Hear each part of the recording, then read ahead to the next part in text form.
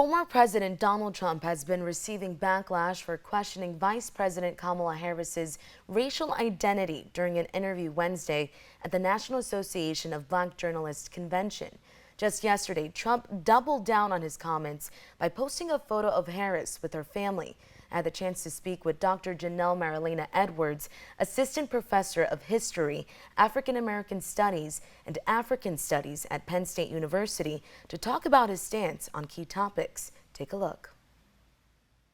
I think Vice President Harris has been really stalwart in her identification with both being having Indian and Jamaican ethnic heritage, right? Being very clear about that, but also really being clear with the fact that she does identify in both of those ways, but also she has demonstrated that she is a Black woman. She's a Black person in this nation. She went to a historically Black college. She joined a historically Black sorority. She has made sure to make inroads into Black communities in terms of even just talking about the issues that are closest to us. Yesterday on TruthSocial, Trump shared a family photo of Kamala Harris, writing, quote, "Thank you, Kamala, for the nice picture you sent from many years ago.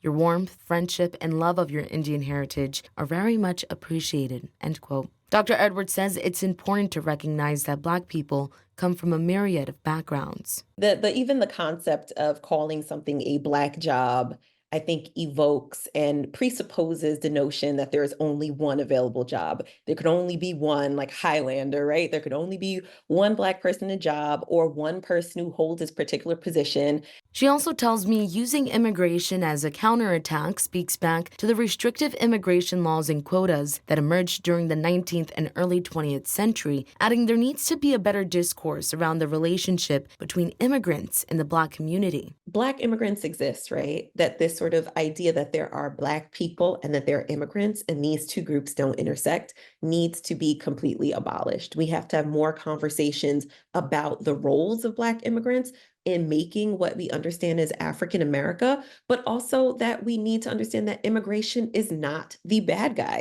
We're now 95 days away from Election Day. Dr. Edwards says for parts of New York like the Southern Tier, more needs to be done on the campaign trail to unite all voters. For places like Southern New York and like the Southern Tier, where I went to school, it is a diverse Black community. It's folks coming in from you're coming in from Pennsylvania, you're traveling through New York, you're coming in from New York City, you're from upstate New York. The Southern Tier is like the meeting place for multiple communities of people. And if that's the case, we have to meet those communities not as a monolith, not with threats. No more divisiveness is really what it is.